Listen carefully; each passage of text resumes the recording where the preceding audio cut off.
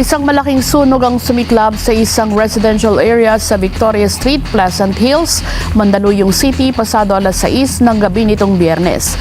Sa kuha ng drone video, makikita ang malawak na apoy na mabilis na tumupok sa mga kabahayan dahil sa tindi ng sunog at patuloy na pagkalat ng apoy. Agad itong itinaas sa ikalimang alarma bandang alas 7:19 ng gabi.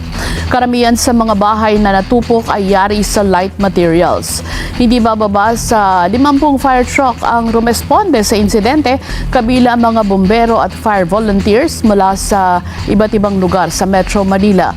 Ayon sa mga bombero, naging hamon sa pag-apula ng apoy ang mahinang supply ng tubig mula sa mga fire hydrant, gayon din ang makikitid na kalsada sa lugar. Sa tala ng Bureau of Fire Protection, 3 ang naiulat na nasugatan sa insidente. Isang 51 anyos sa babae, isang 23 anyos na nagtamo ng first-degree burn at isang 56 anyos sa babae na may abrasion sa likod.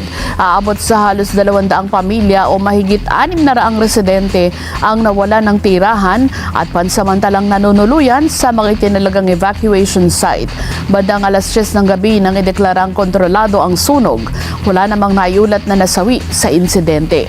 Tinatayang aabot sa 1 bilyong piso ang halaga ng mga ari-ariang napinsala. Patuloy pang iniimbestigahan ng mga otoridad ang pinagmulan ng sunog.